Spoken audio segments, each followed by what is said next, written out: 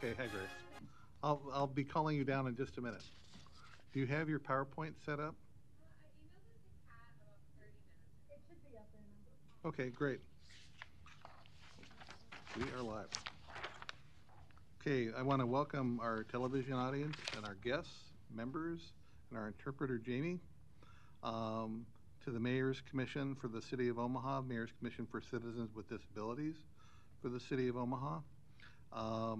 We meet monthly on, I think, the fourth Monday, but I've lost count, at 3:30 at the Legislative Chamber at the City County Building at 14th and Farnham, I think, 20th. Okay. In any case, members of the public are welcome, or you're also, we try and ensure that a link is available on our Facebook site so that folks can tune in via Zoom if that's easier for you to do. I do want to mention that our meetings are rebroadcast on Channel 22 Cox. I am not sure when those are exactly rebroadcast because it's been kind of a moving target, but they are in KPAO weekly, which we appreciate greatly in terms of just trying to reach our constituencies. Okay. Just a quick update on what we're about. We're the commission, the Omaha Mayor's Commission for Citizens with Disabilities. Our objectives are to promote the quality of life, accessibility, and equity in all aspects related to the City of Omaha on behalf of and in cooperation with citizens who experience disabilities. To this end, we advise the mayor, commission, city department heads, and other personnel on issues of access, representation, employment, housing, and quality of life as they affect city citizens with disabilities and their respective families. We work to serve as a resource for Omaha citizens with disabilities and their families to express concerns and resolutions regarding issues affecting them. We work to publicize to citizens of Omaha the role of the Mayor's Commission and the resources available to assist them, including employment, housing, business, engineering, architects, other situations where other agencies and businesses who have a role in bettering the life of Omaha citizens. We work to promote awareness to the general public on the capabilities, needs, and desires of citizens with disabilities. We work to recognize employers, businesses, schools, organizations, and others who have demonstrated outstanding support in terms of programs and services for citizens with disabilities. We serve to advocate for accessibility issues and implement plans and projects to improve services for our citizens with disabilities. And we review and implement plans and projects for, as far as that advocating for services for people with disabilities. I could go on, but I won't. I do want to say that we will have introductions at the beginning of the meeting, but we'll have a few minutes for announcements, I think. So if you have a pen and paper handy to take notes, that would be great, as folks can talk about some of the different things that are coming up on the schedules of the membership. With that, we'll do some quick introductions. I'll start. My name is Mark Smith. I'm on the faculty of the University of Nebraska Medical Center's Monroe Meyer Institute for Genetics and Rehabilitation. That's the University Center for Excellence in Developmental Disabilities for the state of Nebraska, located at UNMC. Our work really focuses around services and supports for people with intellectual and developmental disabilities. And so that is really who I represent in my role on the Mayor's Commission. I'm also the parent and sibling of young adults with intellectual and developmental disabilities. So it's not only part of what I do at my job, but also part of my personal experience. I can say that disability has been part of my life much longer than it hasn't. So that's here who I'm here to represent. Do you want to go ahead, Nancy? And I'm Nancy Florell, and I'm the Omaha District Supervisor with the Nebraska Commission for the Blind and Visually Impaired. We're the vocational rehabilitation agency that serves individuals that are visually impaired, blind, and deafblind. I'm Reverend Dr. Lisa Sherman. I'm the pastor at Faith Christian Church here in Omaha, and I serve on the State of Nebraska Emergency Management Council as their pediatric and disability advocate, and I also serve on the State of Nebraska CISM Critical Incident Rapid Response Team for the state. Thank you. Thanks, Lisa. Megan? I'm Megan Walls. I'm with Assistology, where I do training and consultation on disability inclusion and accessibility across the lifespan and all disability types. So I'm here with a broader disability community lens, and I'm also the vice chair for the commission. I'm Stephanie Scavdal, and I'm with Outlook Enrichment. We provide job readiness, independent living, benefits counseling, recreation and cultural activities, and tech training for those that are blind and visually impaired, and I'm here representing them. Okay, thank you all. I did want to mention that we had a pre-meeting within those topics were some discussions about some concerns that were brought to the commission that we've either are in the midst of responding to or have responded to and are looking to continue those discussions. We did have a quorum, so we approved a number of past minutes and agendas that we have needed to take care of. Not all of our members are here, but we did have a quorum, so that was very welcome. So we approved those. Just trying to think if there's anything I missed.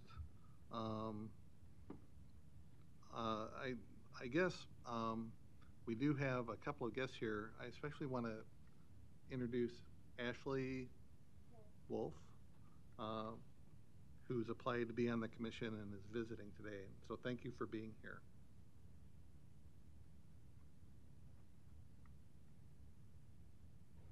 Happy to be here today.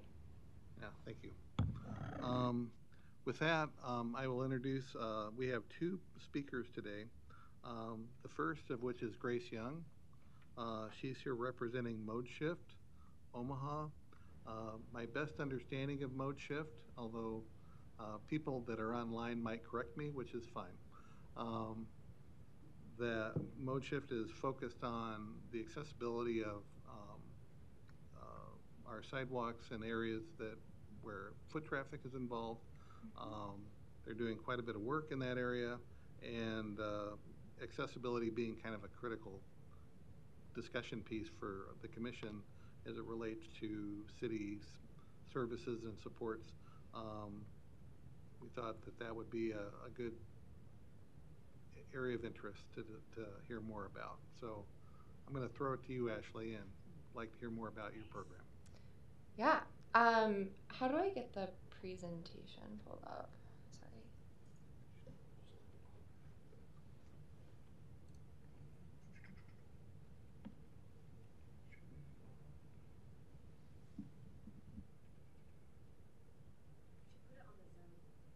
What's that? Yeah, I know she had it up here. I just don't know how to take it out of that. Oh, great. Awesome. Okay, that sounds good. All right. Let's do that, and then let's present. Oh, present. Okay, awesome. Hi, everyone. Hi, everyone online. My name is Grace Thomas. I'm a board member with ModeShift Omaha. I've been a board member since November of last year. And yeah, Mark asked for someone to come and speak to you all about ModeShift and what we do. So I'm really excited to be here and kind of give you an overview of the organization, how historically we've interacted with the folks in the community with disabilities and things that we would be excited to see happen in Omaha as relates, and take any questions and have a dialogue with you all.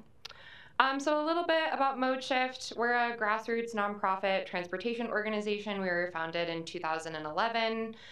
We have one part-time staff person, our communications coordinator, that helps us with posting things on social media, organizing events, putting together blogs, interacting with the media. But the vast majority of folks that work with our organization are 100% volunteers. Most of our money comes from individuals. We really don't take many corporate or organizational sponsorships. Our goal is to advocate for transportation options that enhance quality of life and provide opportunities for everyone to live, work, and play. And mostly we do this through education, engagement, influencing decision makers and policies, monitoring plans related to transportation and land use design, or kind of just at a high level. I'll give some more specific examples. So I just wanted to pull some stats that hopefully reflect the way that we as an organization think about transportation users with disabilities. These are just stats that I pulled from blogs that we've written in the past. We know that 31% of adults with disabilities have inadequate access to transportation. Almost over a quarter of folks with disabilities never leave their home because of transportation difficulties. And we also know that traffic is really dangerous in the U.S. Automobile deaths are responsible for 6,000 pedestrian deaths, and lots of folks deal with the aftermath of pedestrian crashes here in the U.S. And then more locally, we recently wrote a blog a few months ago from the National Court Indicators Survey that said a third of Nebraska adults with developmental disabilities listed transportation as their highest barrier, higher than average in the U.S. when it comes to all states. And just talking to volunteers with our organization, people come to us with concerns about transportation. We know that there are lots of issues with pedestrian maintenance, clearing of sidewalks in the winter, alternative routes during construction, and then from the transit aspect, which is also something that we advocate for and care about a lot. We know that MOBI is really limited. I'll talk a little bit more about how transit is funded here locally, but MOBI has a fixed schedule. Rides must be within 3/4 of a mile of the fixed Metro bus route. So that's kind of the lens at which we think about transportation in the disability community. When we talk about kind of the macro level picture, I always like to lay out kind of the issue that we're driving towards, which is making sure we have adequate resources for transportation initiatives here locally. 80% of Omaha's $322 million capital budget was allocated for automobile capacity. That doesn't even include the really large percentage for street maintenance. Only 8% of funding was allocated for transit in the last CIP budget, with a little over 2.4% for cycling, 2.4% for pedestrian. Omaha spends $36 per capita on transit, which is among the lowest of our peer cities in the nation. Both Salt Lake City and Denver spend well over $200 per capita, if that kind of gives you any insight. So with that being said, kind of highlighting the issue and at a macro level, how we think about transportation and accessibility, I wanted to highlight some of the things that we've done in the past. I think this is Melanie, a board member who's here with us today, which is cool. But we do a variety of different engagement work with the community, bringing attention to lots of transportation issues. This one in particular I wanted to highlight is about sidewalk audits, street sweeps, and coffee chats. So we'll oftentimes go into areas that we've heard there are pedestrian issues, sidewalk issues, and we'll talk to local community members in order to highlight and elevate issues with the sidewalk infrastructure. That could be really big gaps in the sidewalk. I'll show a picture of a pole right in the middle of a sidewalk that makes it really hard for folks of all different accessibility levels to be able to use that infrastructure. A couple of times a year, we always do what we call a street sweep, which is actually taking matters into our own hands and trying to clean up sidewalk areas that are dangerous for pedestrians. We'll take a broom and a bucket, pick up rocks, pick up debris that's not safe for cyclists and pedestrians.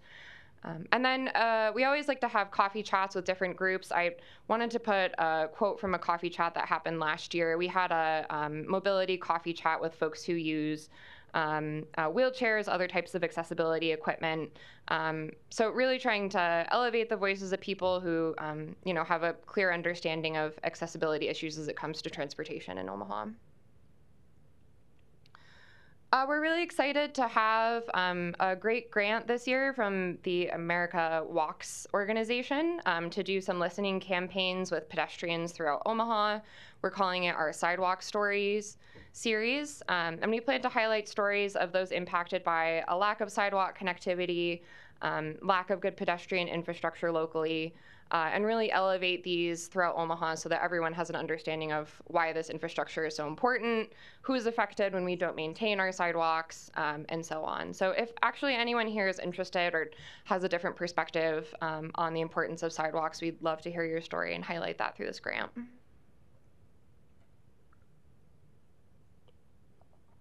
Advocacy is really important to ModeShift, and we try as much as possible to collaborate with City Council and Metro Transit. I just wanted to put up a few examples. There was a law before City Council last year to close trails in the evening and at night. And ModeShift worked really hard with the media, came and testified in front of City Council to keep those trails open 24/7. That's important because folks who rely on walking or biking for transportation often use those, especially at nighttime, as a safe way to get away from vehicle traffic. So keeping those open is an accessibility issue for lots of folks in the city, and we were really happy to see that they are still open 24/7. Another example, Metro Transit, when they opened the Orbit line, they originally did not allow for e-bikes. We actually have a couple of volunteers with physical disabilities that prevent them from riding a standard bicycle. So using an e-bike is really important for them. They also rely on Metro Transit, so being able to take their e-bike on Metro Transit was a huge deal. So we did some advocacy work with Metro in order to make sure that they knew this was an issue, and they addressed it, and these are allowed now on buses, which is great. There was also a case on 55th and Poppleton where a pole was put in the middle of the sidewalk. This is a huge accessibility issue for lots of folks, so we really work to raise awareness about this infrastructure problem with City Council representatives, highlighted it in the media. I thought I had one more. Oh. I don't know where the slide went, but I also wanted to highlight that we do these events called Walk With Us events, where we pick different areas of town that have known transportation speeding issues. Maybe traffic is moving really quickly. Maybe pedestrians are too close to the traffic and it feels unsafe. Maybe there's been an injury or a death in that part of town. And we take physical signs like the one here in this photo. We also take a speed gun and document speeding in that area, and really try to highlight safety improvements that could be made to that area, working with media to make sure the community knows that this is a problem that there are solutions for that just need to be implemented. I wanted to highlight just a couple of really macro level policies and actions that we are always top of mind for us at ModeShift. One is having holistic sidewalk improvement plans and snow removal in the winter.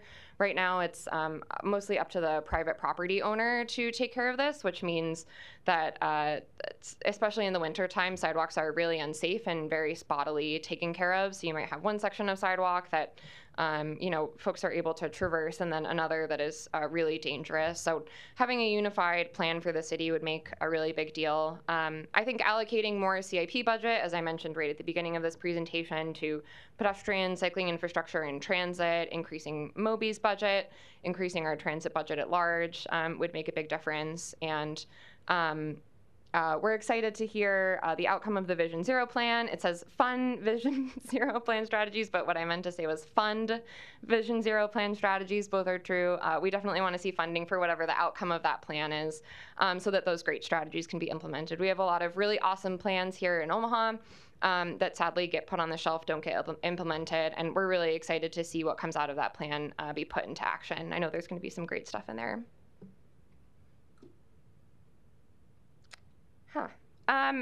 Yeah, so I guess just a couple of final things. If anyone has any questions, you can reach out to me at gracethomas@modeshiftomaha.org.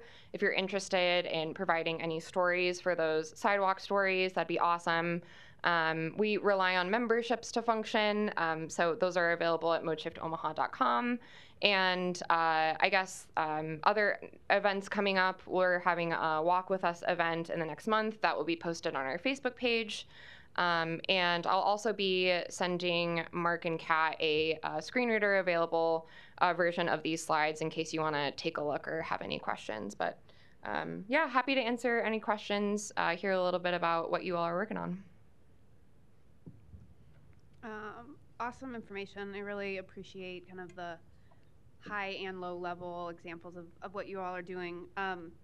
If we're in a neighborhood, we're taking a walk, going for a run, we're on a bike, whatever, and we see like infrastructure issues like displaced concrete, you know, the poles in the middle, like what process do you suggest we follow? Like, you know, it doesn't have to necessarily be our neighborhood, but like who do we report it to, and then who's accountable, and like how do we make sure that something actually happens? Yeah, that's a really good question. And Jeff can correct me with anything I say incorrectly, but our advice is always to reach out to the mayor's hotline first and make sure that the mayor's hotline is aware. I think the more neighbors in the community you can get to report that issue, the higher likelihood you have of making something happen. And then if an issue persists, and we've done a couple of Walk With Us events where the issue has persisted, ModeShift is really here to be a resource to kind of elevate your voice if the problem isn't fixed or if it's a bigger problem than what the city is budgeted or willing to solve. We work with lots of different neighborhoods that have specific issues that they want to see changed, highlighting it in the media, you know, trying to make sure other neighbors are aware and that they can call. Those are all things that ModeShift can help out with. Awesome, thanks. So, are you primarily a volunteer organization? Or? Yeah, that's correct. We have one part-time employee. She works 10 to 15 hours a week right now. Okay. But the rest of our board is 100% volunteer. Great.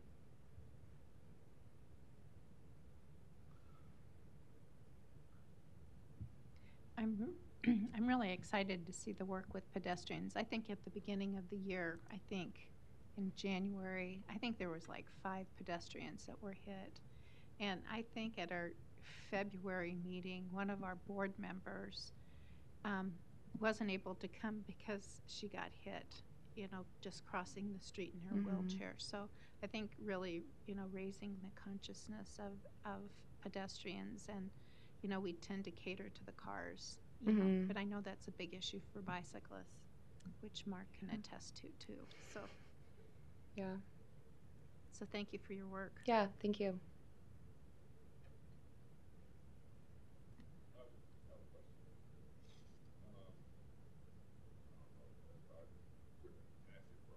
But curb cuts. How do you guys work with do you work with the planning department on curb cuts? Because I've noticed that, and this was a problem last year, if you haven't got under control, my opinion, but like if a third party comes in and redoes the street and not put a curb cut in, they work on concrete panels. How do you guys work? Do you mean a curb cut, like accessibility down from the curb? Yeah, that's a good question. I mean, yeah, unfortunately, as an organization, we're not able to catch every, you know, update to construction. We really advocate for the complete streets model. Omaha has a plan called Complete Streets that, you know, should put a lot of these really basic infrastructure improvements in place and require them. But unfortunately, it's not really implemented throughout the city. But that's definitely something that we try to highlight when we do sidewalk audits, as an example. But yeah, I wouldn't say that we have like specific dedicated awareness effort for those specifically. I my understanding, at least from my limited knowledge, is that you've done quite a bit of work around in the Dodge Street corridor. Mm-hmm. And I noticed you mentioned that, or you put a picture of the cell tower in the middle of the sidewalk, which I think has gone national now, Yeah. as being an example of excellent planning and coordination. What are there other areas of town that the organizations emphasize to take a look at, accessibility and for pedestrians? Yeah, good question. We did a lot of Walk With Us events on Farnham and Blackstone, especially at the beginning of the year. There were a couple of deaths and injuries there. We're really excited that there are some changes there that are great. The beg buttons are gone, so you don't have to press a button across the street anymore, and they've narrowed the lanes in some places, which is really great. I believe our Walk With Us event will be down around the location for the new library downtown, which has a lot of pedestrian issues. It's not very walkable or accessible at all. So definitely, yeah, in and around that Dodge Street corridor. But I'm trying to think of where the other ones we did were last year. I would say the other kind of category are places that we know that people are driving really, really quickly. So those tend to be, out west more, maybe some side streets that have heavy pedestrian traffic are what we tend to focus on.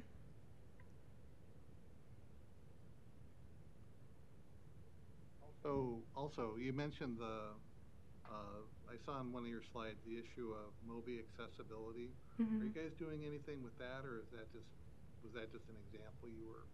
Yeah, well, we're always advocating for increased funding for transit, right? I think, citywide, we need more funding for a robust transit system. That's really one of the most important things that I think we can do as a city right now. I'll say too, we also advocated for better signage along metro routes, especially for folks who, using cell phone or who don't have great internet access is an issue. Having good signage about where the bus is coming from, where it's going to, is helpful and important. I think there's still a lot of room for improvement there.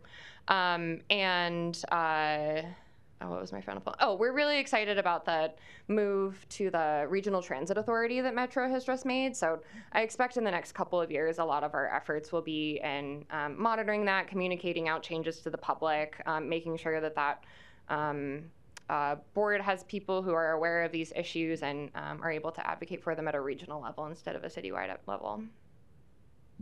That sounds awesome. Sounds awesome. Thanks. Other questions for Grace? Okay, I apologize for misstating your name. No, you're good. I caught myself as I was going. So, thank you very much. Yeah, really thank you all. Yeah, I'll send my contact information out and let us know if you ever have any questions or issues you want to discuss more. Well, and just to our viewing audience, either on the television or online, I do have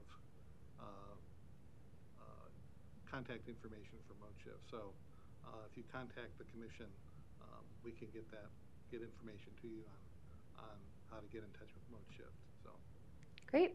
Thank you all so much. Have a good afternoon. Thank you. Thanks.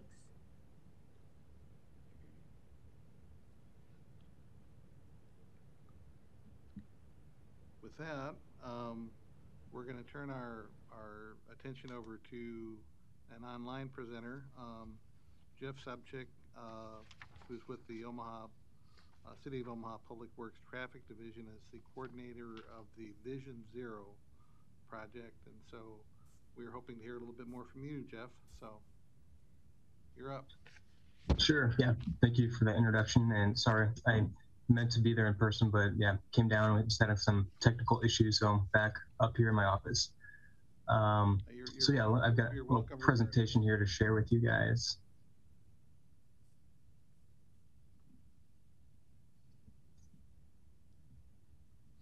We're working on it.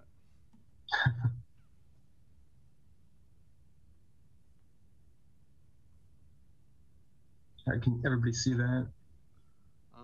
The chat is, the chat's right in the middle. Okay, yes, we can now. Okay.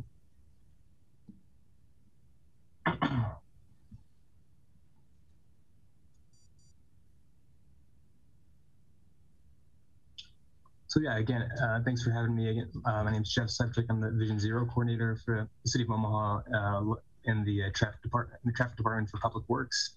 And I was asked to come here and talk about Vision Zero and Vision Zero in Omaha and what we're doing to become a Vision Zero city. So just kind of a brief overview of the presentation I have here. I'm just going to kind of give just a general overview of what Vision Zero is, kind of the problem that we have here in Omaha, introduction to Vision Zero, and then talk about what we're doing to become a Vision Zero city, and then talk a little bit about our Vision Zero action plan that we'll be working on, and then ending with some of the next steps moving forward, and then finish with some questions. So to begin, I just wanted to just bring up the main reason why I'm here and why we're all concerned is the persistent problem that continues to be a problem much too frequently in Omaha and in general across the country and worldwide is traffic fatalities and severe injuries. And Omaha is not like any other city. We continue to struggle with this problem. And much like most cities across the country, we tried our best, and we've gotten a lot of safety improvements, but we've kind of hit a wall with progress. So the intent was to try to look at this in a different perspective, and that was through the Vision Zero perspective that we're trying to approach right now. So just looking at the stats for Omaha, we see on average 36 deaths a year, 345 severe or disabling injuries a year. And back in the fall of 2019, the mayor publicly committed to Vision Zero. And what Vision Zero is a broad definition, it's a data-driven strategy to eliminate traffic fatalities and severe injuries among all road users and to ensure safe, healthy, and equitable mobility for all. And I included this sentence here, which I think is really important, is Vision Zero is not a slogan, not a tagline, and not even just a program. It's a commitment to a new culture of safety. I think that's really important to emphasize because I think when we say we're committing to Vision Zero, I think that's the easy part. That's the part that catches headlines. And it's easy to continue to say that, yeah, we're a Vision Zero city. We're trying to be a Vision Zero city. But the hard part is moving beyond that commitment and getting in the weeds of how do we create a new culture of safety that prioritizes safety over moving vehicles at unsafe speeds. And kind of taking a holistic view of culture change and just talking about how we talk about traffic violence, I think it's really important and kind of a very important first step in traffic safety and building that culture. And again, it just goes back to how we talk about it.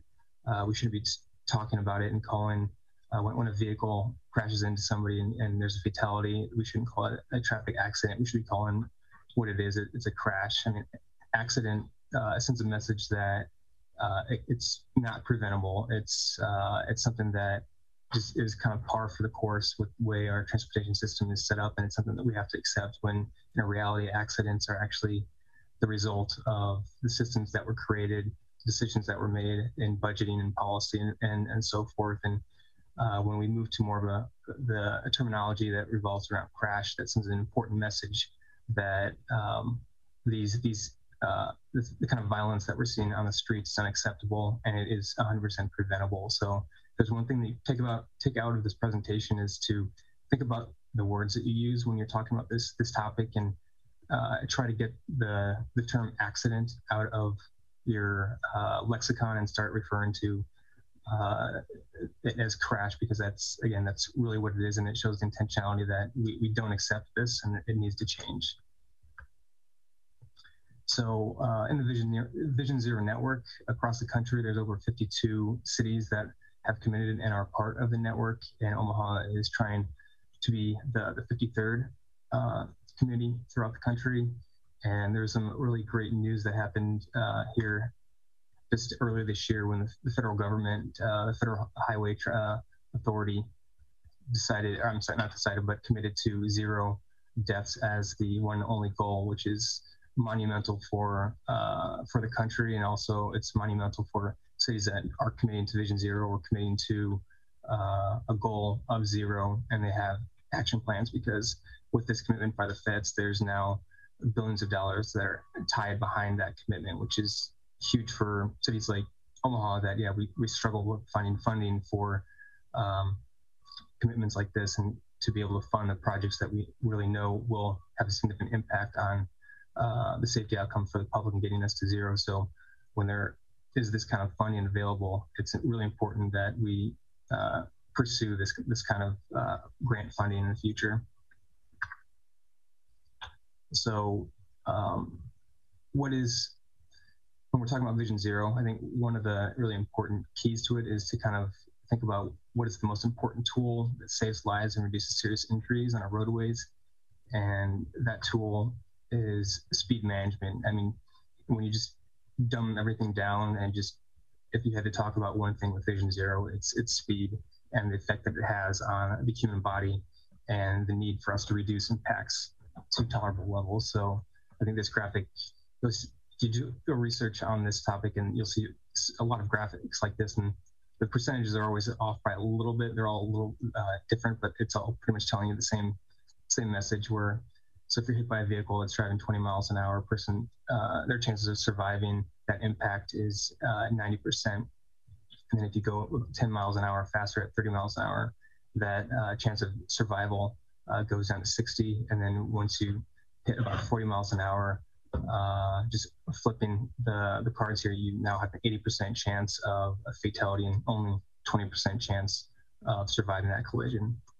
So speed is the overwhelming factor that really matters the most when we're talking about Vision Zero and how we get there.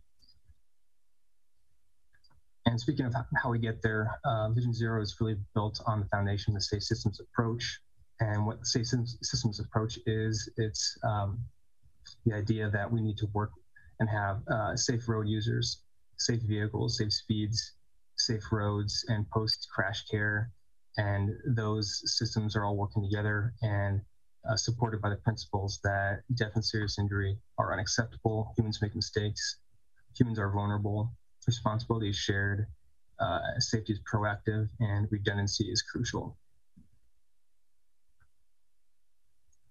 So kind of looking at a compare and contrast of what the traditional approach compared to what the Vision Zero approach is, and kind of the crash type of philosophy compared to the accident type of philosophy, whereas the traditional approach kind of looked at traffic deaths as inevitable. We're moving towards the view that traffic deaths are 100% preventable, whereas we had an approach where we felt that perfect human behavior was required for our roads to be safe. Vision Zero acknowledges that that's just really not realistic. Humans are flawed, we make mistakes, and it's our job to integrate those mistakes and our human failings into the approach, into our safe systems. The traditional approach was really focused on preventing collisions and preventing all collisions, whereas Vision Zero, it's pretty much, we need to focus our limited resources on preventing the worst of the worst. So we need to focus our attention on fatal and severe crashes, because those have the most lasting and permanent effect on individuals that are involved in those kind of crashes. And then individuals are viewed as sharing sole responsibility for their safety. And that was the traditional approach, whereas the Vision Zero looks at it, sees the value in individual responsibility, but looks at it more as it's not only just the individual, but the system-wide approach to safety. So it's not just the individual, there are other tiers that I'll get into on the next slide here. And lastly, the traditional approach weighed a lot on by saying that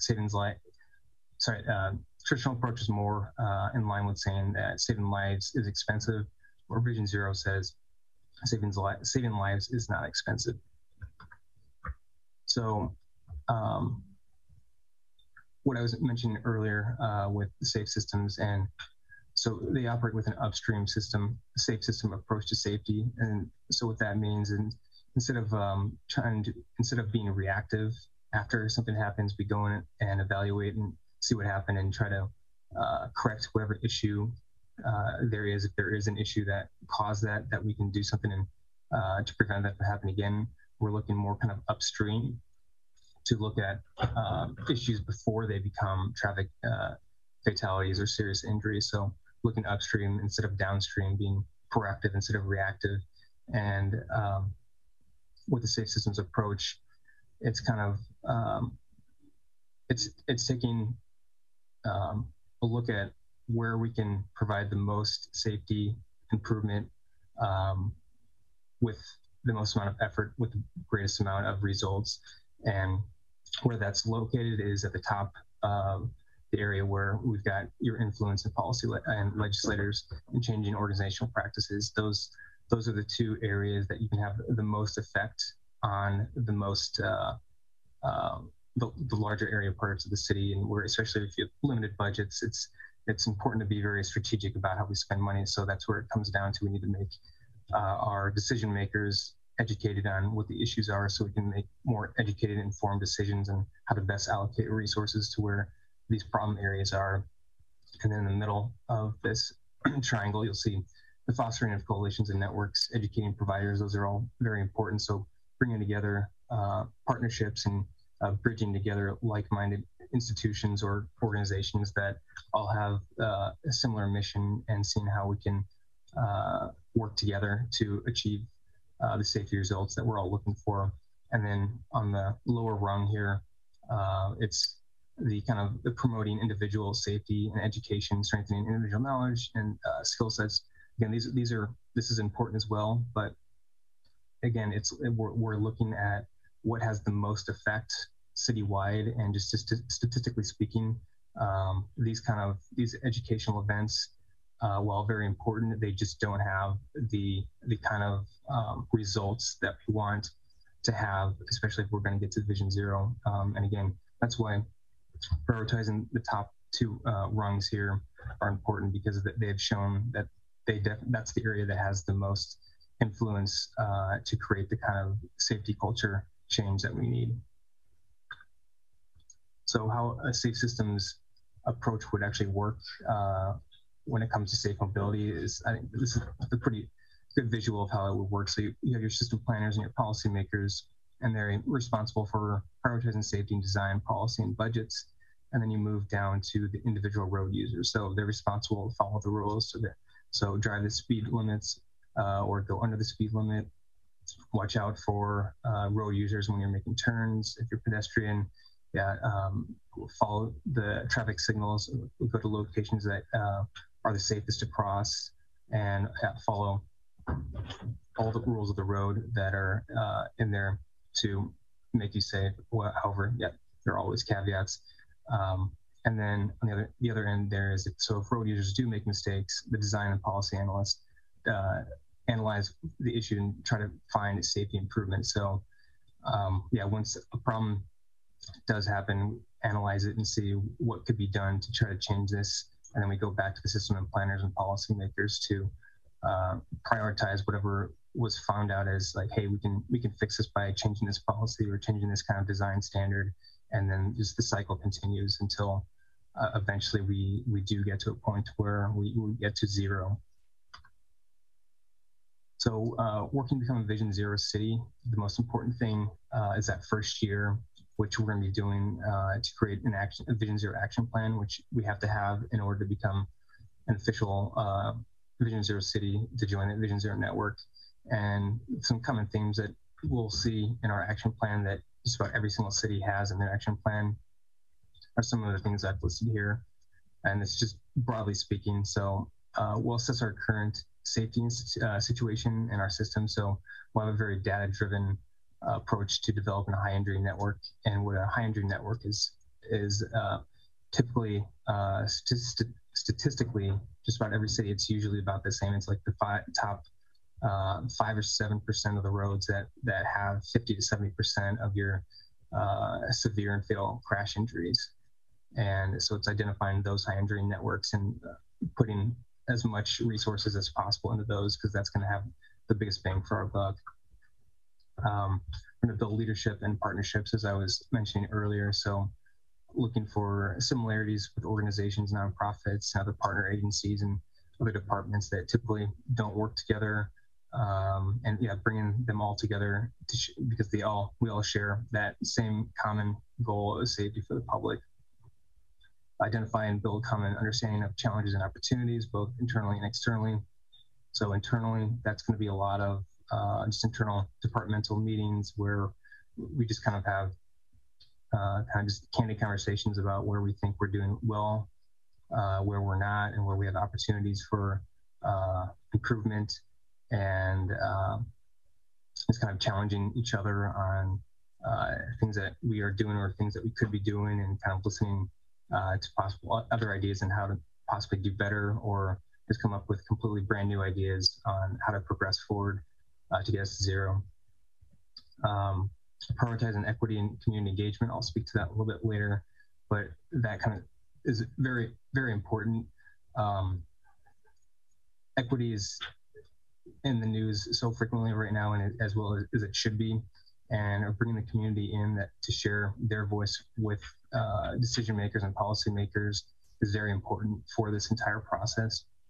So we're going to have to lean on that a lot, and bringing those that have been underserved for so long to finally have a voice, I think it's definitely going to be very valuable for us and important.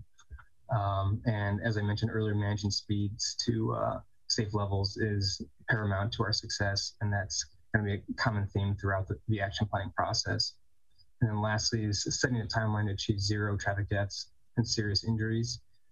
This is really, really important, mainly because if we don't set any kind of timeline, there's really nothing that is holding us accountable. There's nothing that really sparks us to move to action. Because yeah, if we don't say, hey, we're going to get to zero by 2034 or 2033, there's really nothing that changes the status quo of just kind of slow playing things and saying, hey, we'll get there eventually. And that's not the process that we want to take. That's not the process that Vision Zero wants us to take. There needs to be urgency, and there needs to be accountability. And when we do have a timeline established and committed and shared with the public, there's that understanding that, hey, this is what we're going to do. This is when we want to have it done.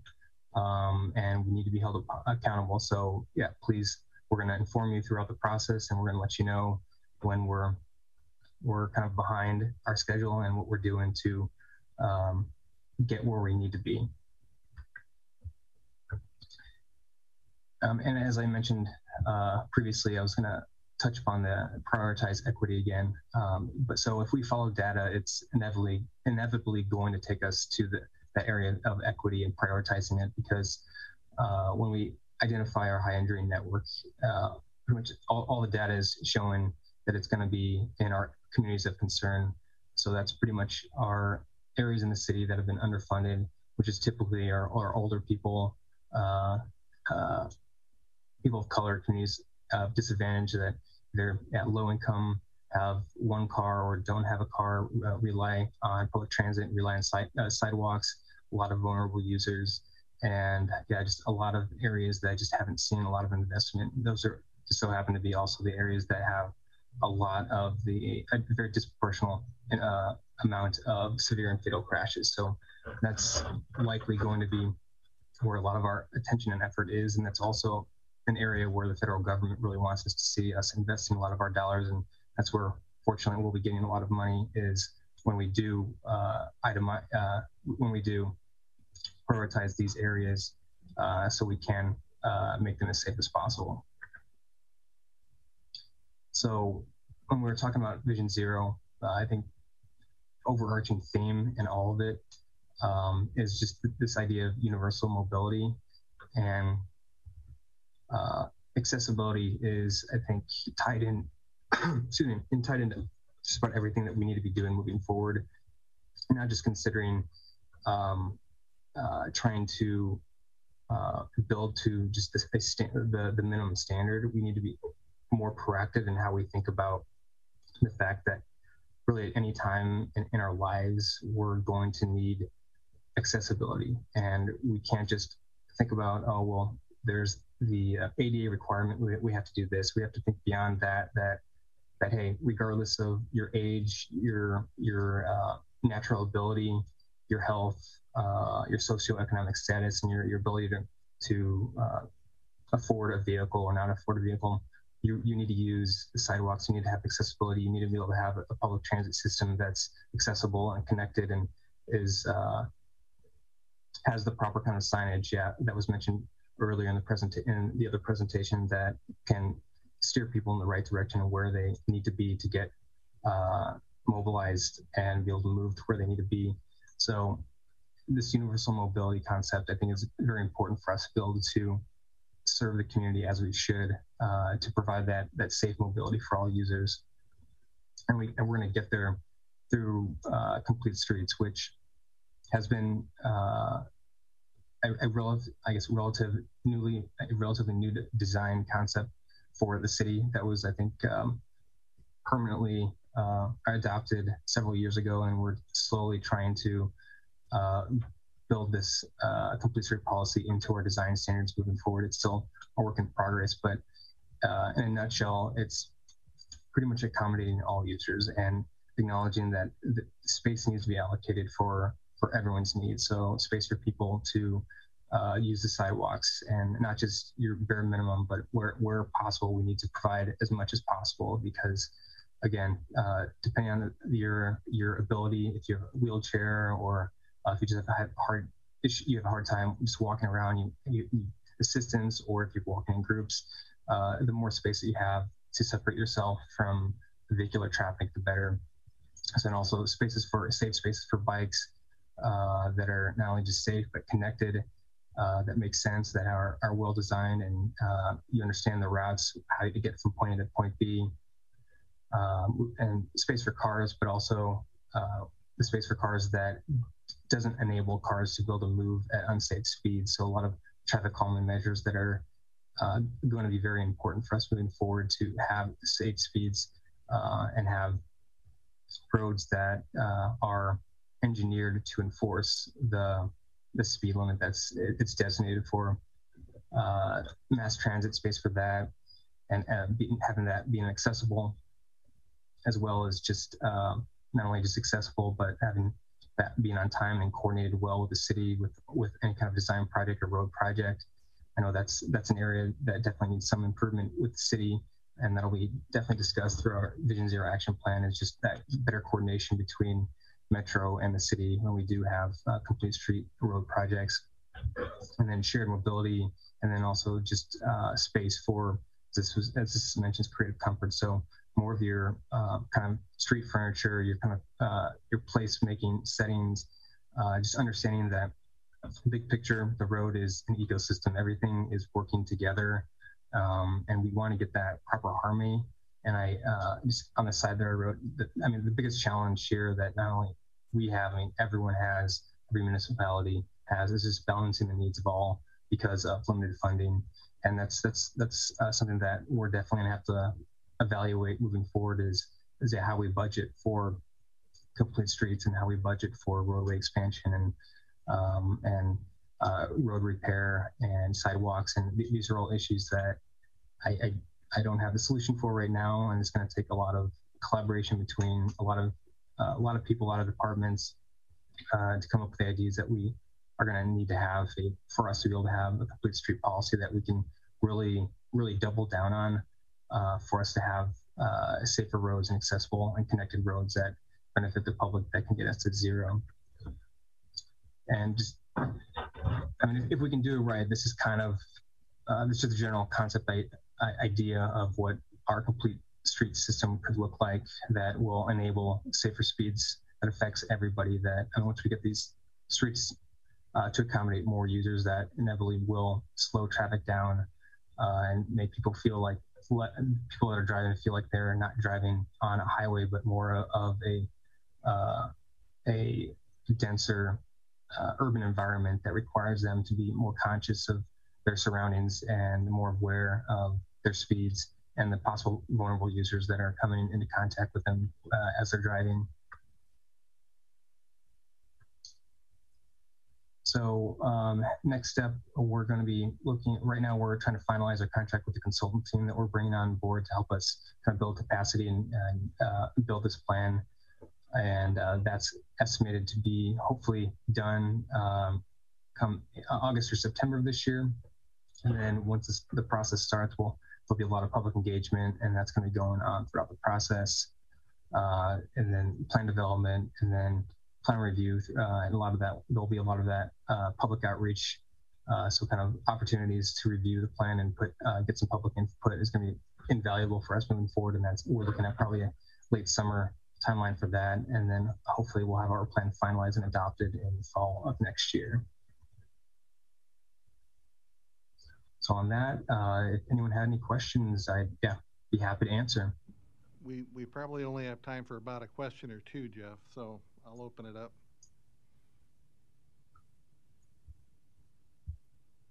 I would have one request.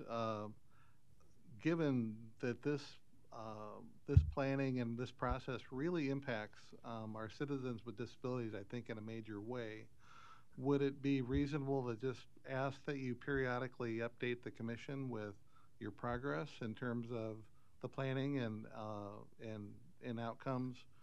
This sounds awesome, I think, from a disability space perspective. And we'd just like to hear more, and I don't necessarily need to schedule more presentations per se, but just keeping the commission aware, because we have links throughout the community to different community. I can't talk. I was to different areas of disability, different folks with different types of disabilities. So we could serve as a way to kind of get the word out, and as well as maybe to bring the word back in terms of how your progress is going, and how we can support that. Yeah, I couldn't agree anymore, and I think you guys would be a great resource for us moving forward too, because your insights, I think, would be invaluable. Because I'm no expert in accessibility, and I think you'd find nothing but open ears on our end, because we want your guys' input. So I definitely see a great opportunity for a role, for you guys to have a role in this moving forward, and at the bare minimum, providing updates to you guys. It's definitely something I can do. That'd be great. Thank you very much. With that, we probably we just have a couple of minutes. Before we end, are there any announcements from the group? We're really down to the wire here. Sorry, the presentation took too long. Oh, that's okay. No, you're fine. We really appreciated everything you had to say, and we were listening. So yeah, no, not time for, not looking for an apology. Believe me, Jeff. Thank you very much. I did want to mention one thing. On the 29th, there is a Disability Pride celebration. This is in Lincoln. It's at Bethany Park, but it's meant for just about anybody who's interested in attending. It has activities for kids. It has a brief presentation on the history of Disability Pride in Nebraska. It's being put on by a number of groups, including the Nebraska Council on Developmental Disabilities and others. The main thing is that if you need more information, you can contact Sherry Stansberry. Her number is 308-233-1491. I'm not sure exactly where Bethany Park is, but I think Sherry knows. It's and that's 66th and Vine. It's 66th and Vine. Not hard to. That is not difficult to find. It's from 11 to 3 on the 29th, and I think all are welcome.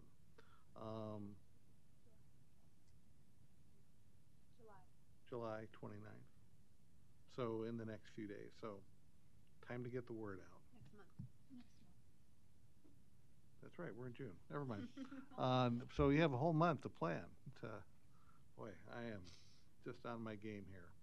So again, thank you to Grace and Jeff for their presentations. Thank you to the commission members. Thank you to Jamie, our interpreter. Welcome to Ashley for attending today. And with that, I think we're adjourned.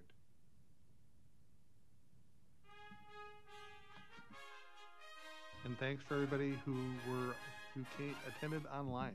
Thanks for being here today.